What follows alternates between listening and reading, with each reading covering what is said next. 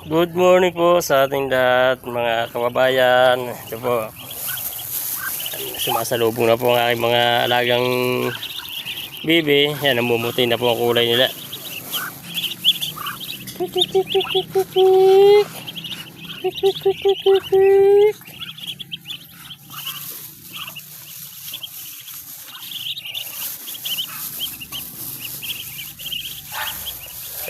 Bibigyan muna ng patuka. Matatakaw na po sila. Kulang na ang 2 kilo kung kumain.